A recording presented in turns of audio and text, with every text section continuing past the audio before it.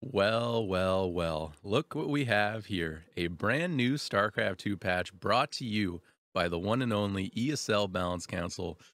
And as a lot of you guys know, I haven't been a fan of the ESL Balance Council really ever since they started going. They have a history of breaking units for over a year and not fixing it. They have a history of ignoring community feedback. And most importantly is they just don't have any actual game devs on the team because Blizzard Entertainment, the actual game dev, kind of just laid it off on ESL because they just didn't want to put money into it anymore. But here we are again with a new patch. And there are a few things that I'm kind of looking here that are very important to me as a Terran player. The number one thing is carriers, as Protoss has been extremely difficult to deal with as of late. Another thing is in TVT, the last, I like to say like 3-4 years now, has basically been you build 3 Ravens at the start of every game or you lose. So I really hope that there's something that like removes the fact that I have to open with Ravens every game because it has made the matchup so one-dimensional, it's just not even fun anymore. And TVZ, I don't really have too much to say other than the Ghost seems to be like the biggest complaint. Obviously, Snipe does a lot, EMP does a lot. So we'll see, we'll see. Let's just jump in here and I'll give you guys my thoughts. All right, Balance Council on 5.0.14. Greetings from the StarCraft 2 Balance Council. After 7 months since the last patch, we are happy to present the next major multiplayer balance update, featuring changes for 14 units and 10 buildings, as well as 2 new abilities. Whoa, wait, okay. We feel that the previous 5.0.13 patch has mostly achieved its goals, fixing community pain points around Widow Mines and Cyclone. And what? No, disagree. And slightly helping Protoss players in early and mid game against Terrans. Sure. However, the current patch has a couple of more ambitious goals outlined below. That's good. Ambitious goals, big goals are good. Small goals are bad because they don't actually change up the game. You want the game to be different. It's not very fun at the moment. The first goal is to nerf defensive and campaign and camping playstyles. Okay, so for all races, both related to early and late game on the higher levels of play, we will target specific units, buildings, and abilities suited for camping to promote more active gameplay across all stages of the game. That is an excellent goal. Not even me, someone who dislikes ESL Balance Council as much as I do, can say that that's a bad goal. That's a good goal. That's exactly what I want to read. Next, the second goal is to continue reshaping Protoss tools for a high level of gameplay. We believe that there is still a major gap between how Protoss race plays and feels on the highest level of play and the levels below. Current set of changes aims to make Protoss race slightly more efficient with the strongest and smartest execution, while helping Terran and Zerg players against Protoss on the lower levels. This is another really good goal, but I'm skeptical because this has basically been the goal for the last 14 years and nobody's gotten it right. So I'm not taking this one as seriously, but I'm happy that it's on the list. Next, we got the third goal would be to provide strong playstyle alternatives for various matchups. Zergs might be now better equipped to use ground-based armies against mass air strategies, and some of the Terran mech units are now more efficient in harass or certain straight-up fight scenarios.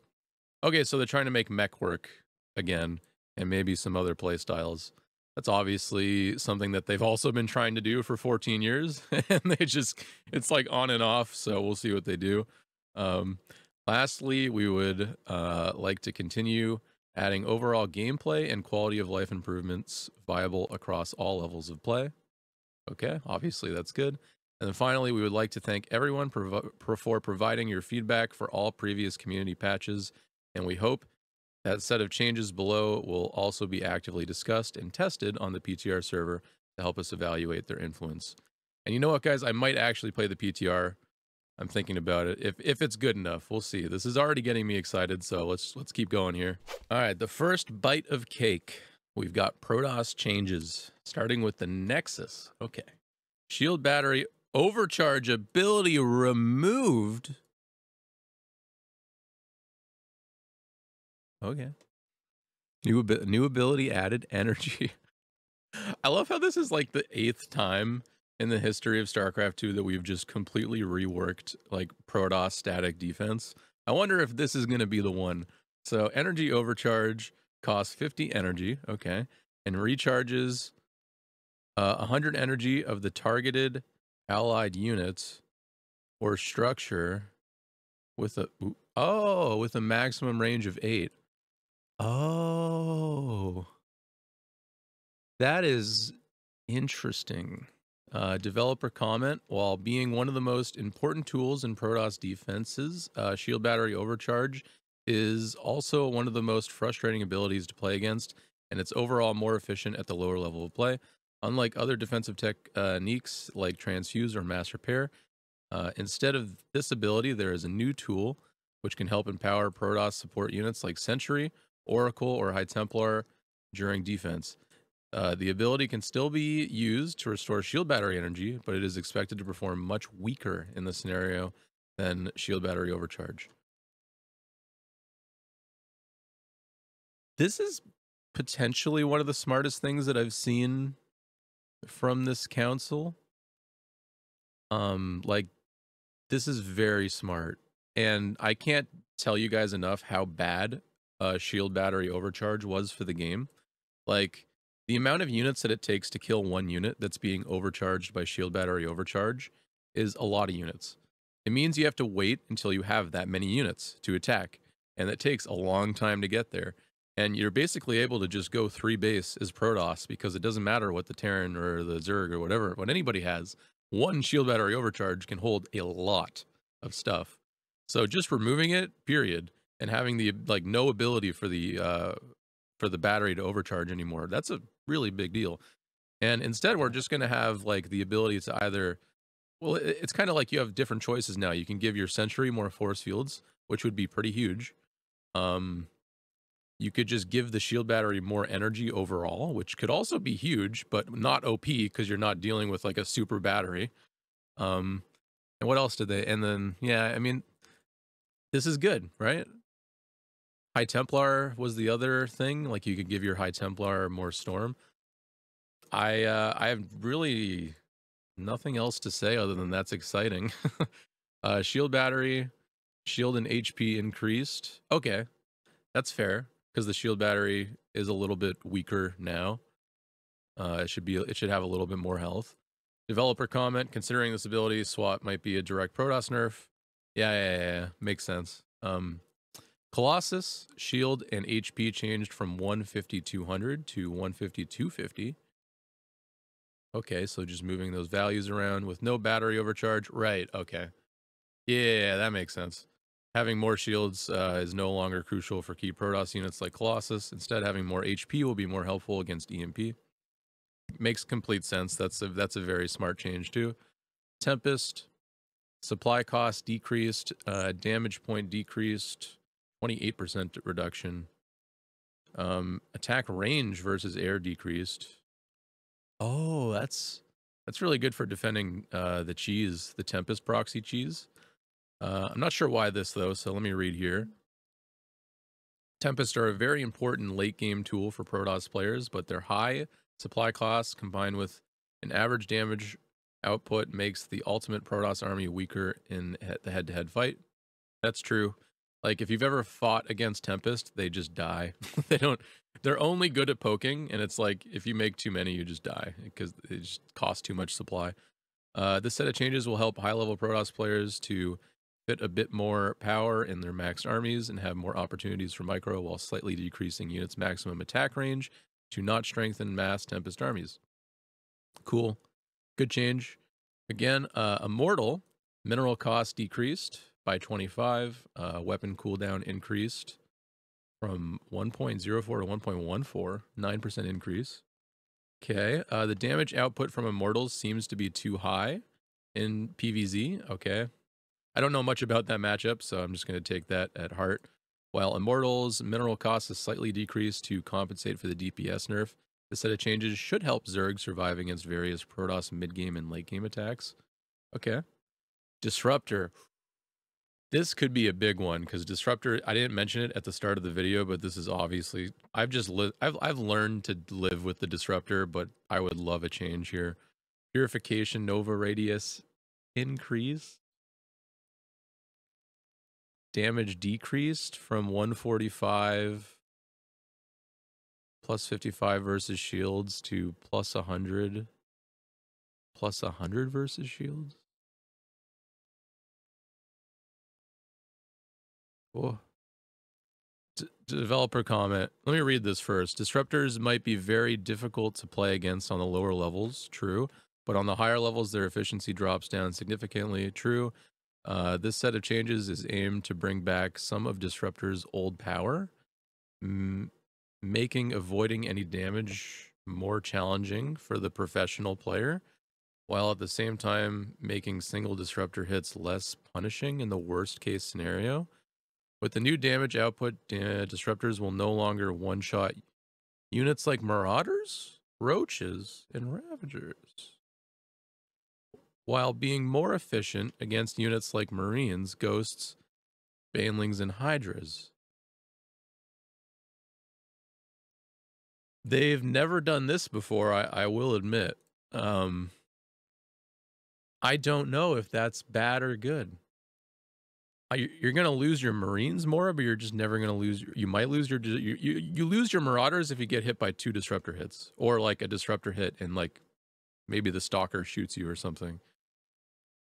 I don't know if that's good or bad. I have to play with this. I'm not going to say anything until I play with this, and I'm just going to move on. This seems good in theory. I see the idea behind it, like 145 to 100 damage, minus 45 damage. Like they calculated that like specifically, so it does this the way it does it. But I have to play with it, so I won't say anything else. Moving on, Mothership. Mineral gas supply cost increase from 306 to 408. Why are we just going back and forth? Shield and HP increase 250 to 350. Maximum damage increase from 6 damage times 6 beams to 6 damage times 4 beams times 4 maximum number of targets. A Mothership now targets up to 4 units at the same time. Oh. Well, that's cool.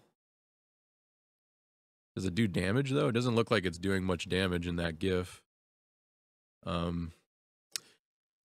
This set of changes brings back full Mothership power with its widely known 400 cost, while also adding a unique ability to target up to 4 units at the same time. The single target DPS of the Mothership is now reduced, but the overall damage output will be much higher. Okay. That looks cool. So those are your Protoss changes, and I am already kind of caught with my pants down a little bit because this is the best I've seen so far for like a set of changes for a race. Yeah, let's move on to the Terran. All right, so Terran changes. Bunker, missile turret, sensor tower. Salvageability. What? Salvageability added from missile turret and sensor tower, also returning 70. What? Salvage process is now being canceled upon taking damage. Oh, wait, that's cool. God, why is this good? Developer comment, this change will allow Terrans to be more efficient while moving from one defensive point to another, while at the same time increasing their overall investment in early game attack. That's good. I really, really like this. Planetary Fortress armor decrease. That's fine. I'm a huge Planetary Fortress enjoyer. In fact, I'm probably the biggest Planetary Fortress enjoyer. So if I'm okay with this, like most people should be okay with it. The sensor tower, mineral and gas cost decreased. Okay. Radar range decreased. 34% decrease. It's pretty big. Not sure how I feel about it. I'm not happy at first glance, but I'll have to see it in game, I think. Maybe it's not as big of a deal. The combination of planetary and sensor is very powerful. Camping tool, true. Set of changes makes planetary slightly weaker against basic army units like Zergling, Marine, and Zealots. Yeah, I agree with all that. I mean, yeah, we'll just have to see it in game. Orbital command, extra supplies call down now also increases the HP of I'm so glad I did this. Like without reading this first, because you guys are getting my genuine like first impression. Like, I've been asking for this for 10 years. Now when you get Baneling busted, look at this. When you're getting Baneling busted, look what you can do. Look what you can do. Boop.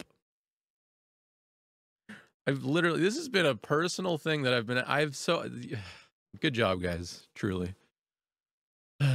Well done. Okay, moving on. Hellion, Blue Flame upgrade bonus damage versus light increased. Oh, this is a they're changing this back, aren't they? As the Blue Flame upgrade is rarely utilized as a harassment tool, this change is added to allow Hellions with Blue Flame to two-shot workers of all races. This might also help underused mech playstyles in all matchups and promote generally more active early and mid-game from the Terran players. That's huge. I feel like it used to be like +9 or something close to that. I could be wrong. I don't remember, but this is a big deal. Liberator. Okay, Liberator, I'm just going to tell you guys, I don't like the Liberator. I hate making this unit. So let's see. Advanced Ballistics effect changed from providing +2 range in Defender mode to increasing the radius in Defender mode from 5 to 6.25. 56 increase. So that's interesting. Smart Servos upgrade is now also affecting Liberators. Okay. That's also interesting. Liberator siege time is decreased from 2.8 to 2.2, and unsiege time is decreased from 1.4 to 1.3. Despite the previous advanced ballistics nerf, Liberator maximum attack range is still an important limitation for the map making process, as well as a frustrating. That's true. Like, every map has to be designed for Liberators, as well as a frustrating mechanic to play against. The set of changes is aimed to test a different approach for the unit, which further decreases its maximum range in line with the Tempest change, but allows it to cover more area on the sides and underneath the Liberator in Defender mode. That's really good because Blink Stalkers come to mind the most. You can just blink around them so easily. It's not even trivial how easy it is to just like blink around and snipe a Liberator. So again, this is another we have to play with it to see what it's going to actually be like change, but I like to see big changes. Like I said at the start, like big change is good because it changes the play style. It changes how the matchup goes. Like, good. This would be way better than them going like, okay, we're gonna go -1 range on the upgrade again. Like, this is way better. So moving on, Thor, explosive payload splash mode damage is increased from 6+6 versus light to 8+4 versus light. Explosive payload splash rate radius is increased from 0.5 with 100% splash damage to 0.5 with 100% damage. 0.75 was 75% damage and 1.25 with 50% damage. Explosive, sorry, this is a little confusing. Explosive payload attack range is decreased from 10 to 7. Let me just read this. Thor's explosive payload mode, while being default for the unit, is rarely utilized outside of TVZ against Mutalisk, true, and is overall much weaker than its high-impact counterpart. This experimental set of changes is aimed to test a very different approach for the explosive payload, allowing Thor to deal much more damage to all types of units and a cost of major attack range reduction. So I feel like I'm using it as an out now, but I do think I have to play with this as well. So it looks like it does better splash overall. Less range though, or did they? Yeah, the radius is increased and the attack range is decreased from 10 to 7.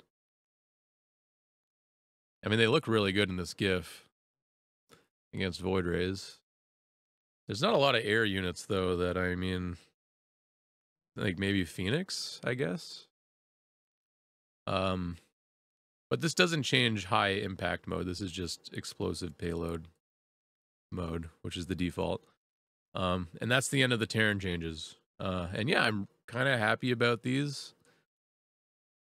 Nothing really stuck out. a lot. I did use the out that I have to play it a lot, but I mean, I do feel like I just have to play with it. So yeah, definitely expect some streams for StarCraft 2 again. I mean, it looks like it's happening at this point.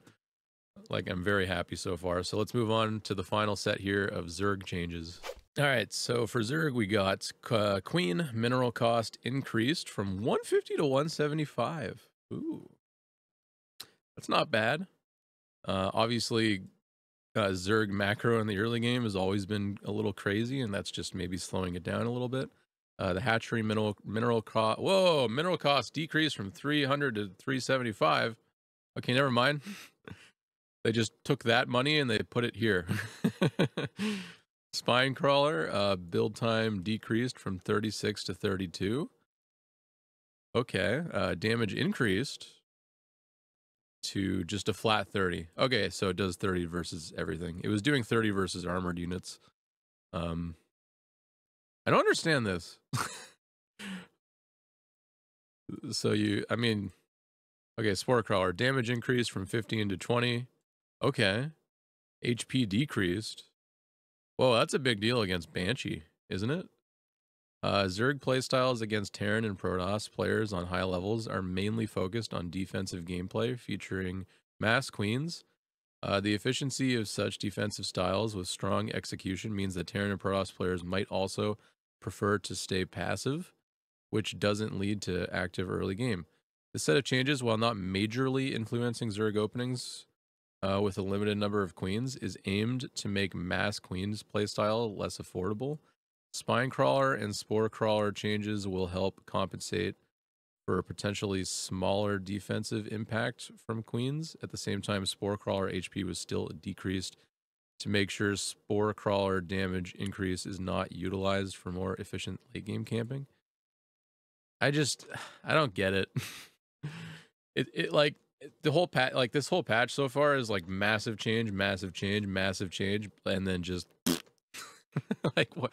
This is nothing to me. Like 25 on the queens. Like they're just gonna make a couple less queens. No, I don't know. Hydralisk move speed on creep with muscular augments upgrade decreased from 5.11 to 4.8. Okay, so Hydra's move 5% slower. New ability added dash. Dash is researched in Hydralisk Den.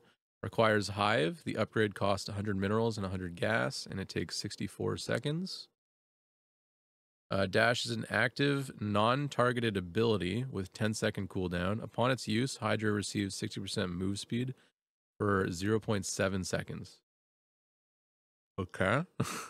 The idea of this ability is to add more micromanagement potential for the key Zerg unit against mass area of effect damage spells like Psionic Storm and Purification Novas. Combined with other changes like Microbial Shroud, this ability might unlock alternative ground-based Zerg playstyles. Feels like it's just a different version of Stim Pack for Hydra, no? You get a little speed boost for a second. I don't know. Like, why, though? I mean, for us, late game army compositions without giving too much base power to the unit. Move speed on creep with muscular arguments. Upgrade is slightly reduced to make sure Terran and Protoss harassment tools are not nerfed with this ability being added. Yeah, I don't know about it. I have to see it, I think. I'm going to use that out again. Infestor Microbial Shroud is now sticking to units. Oh, providing them with its effect for 3.6 seconds while off the shroud. That's a good change. This is like the most underused ability in the history of the game. Like nobody uses it because it just doesn't stick to anything. Like that's literally the problem, is that it wasn't sticking to units. Like you place the shroud and then you just walk away from it. Like that's it. So I'm not even going to read the note. That's pretty obvious. Ultralisk, while moving, Ultra is now able to push allied units. It's kind of sad they weren't already able to do that. So that seems like more of a quality of life change, but obviously good. Broodlord, Broodling HP is increased from 20 to 30. Broodling weapon cooldown decreased. Fix the bug which prevented Broodlings from dealing full damage while shooting from the max distance. I mean, this is fine. Broodlord is like not good anymore. They have to buff it in some way. They have to buff it, guys. This might be an overbuff. It might not be. We're just going to have to wait and see. We're going to use the same out again. Like, we got to play with it. Broodlord seems to lose too much power in head-to-head fights. True, the Broodling changes are now reverted. Oh, is this just how it used to be? Combined with the bug fix should help. Yeah. Oh, and then we have some general changes. Okay, bonus section. General orbital command scanner sweep visual now uses team color. Okay. Sensor tower radar minimap visual now uses team color. Okay. Command center nexus and hatchery now auto rally to mineral fields. Whoa, that's a really good quality of life change. Well done. So these are like quality of life changes, I see. Where are they? Workers waiting for a refinery, extractor, or a simulator to finish. Do not...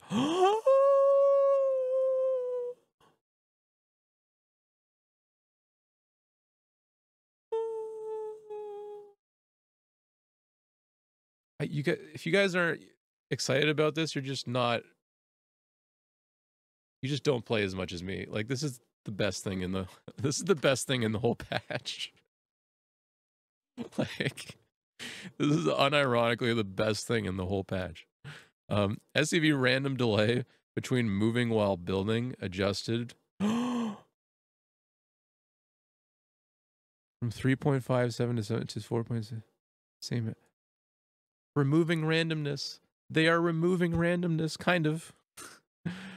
Added icon to command card for Infestor, Hellion, Hellbat, Liberator showing unupgraded passive upgrades. Oh. Well, that's cool.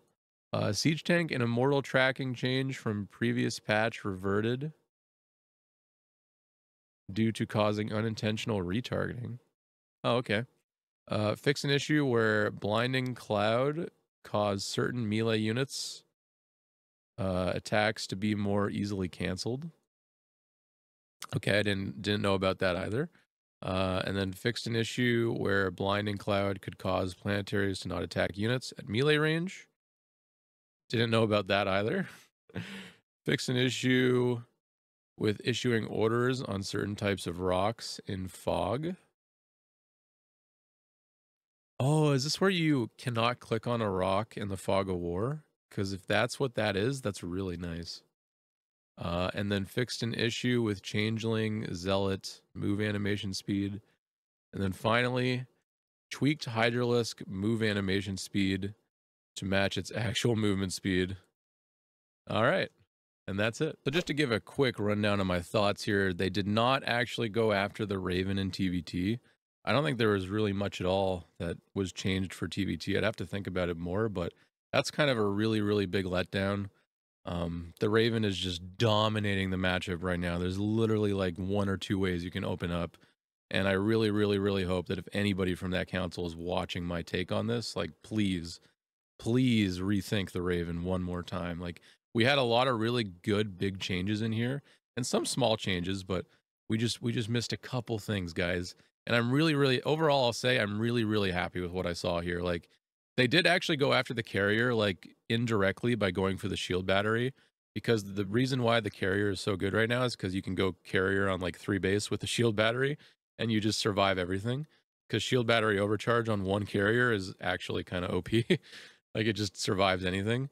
And the same with like a Colossus on a shield battery. Like, a Colossus on a shield battery overcharge will survive anything. So it's going to be really big for the matchup. Yeah, I will give the ESL Balance Council slightly more credit after I read everything here. They did a good job. I'm sad it took them 7 months, and I hope if anything goes wrong that we're quick to fix it this time. I'm not going to lay off if we don't fix things that get broken. Like, that's unacceptable. But yeah, overall, I'm happy. I'm going to play this. Stay tuned for my stream. We're going to be playing this soon. I don't know when this is actually going to come out. This is in PTR. I don't know if I'll do PTR games on stream. I might play them off stream, but just stay tuned to my Twitter for updates. And if you guys like the video, subscribe to the channel for more RTS content. And I'll see you guys next time. Peace out.